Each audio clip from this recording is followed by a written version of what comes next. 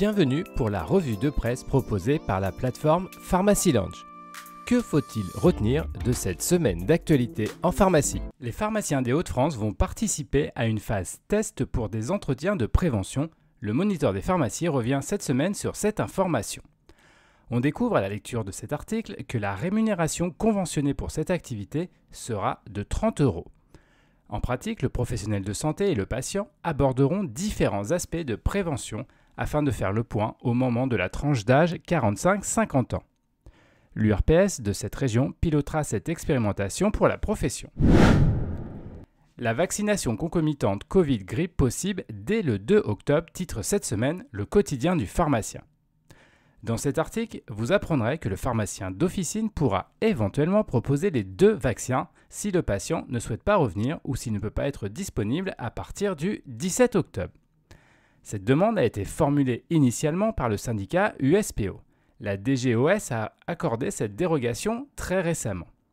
L'article rappelle également que la date officielle de vaccination grippale ne commence que le 17 octobre afin de pouvoir couvrir également des formes tardives de l'infection. La possibilité de se faire vacciner sera ainsi étendue jusqu'en février 2024. Forcément, l'Ordre des pharmaciens devait communiquer sur la semaine des métiers de la pharmacie.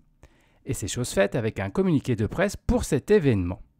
En collaboration avec la NEPF, l'instance a proposé plusieurs campagnes de communication pour le grand public et invité les pharmaciens d'officine à accueillir les jeunes générations. Ces actions ont pour but de faire découvrir la diversité des métiers en pharmacie et d'encourager des vocations pour les futures générations.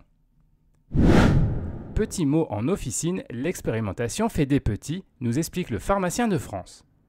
L'article revient sur la publication au journal officiel d'un décret permettant l'extension des régions concernées par l'article 51, orientation dans le système de soins OSIS. Ainsi, les pharmaciens des zones Val-de-Loire, Corse et Occitanie peuvent dorénavant participer à des actions visant à améliorer l'accès à des soins de proximité.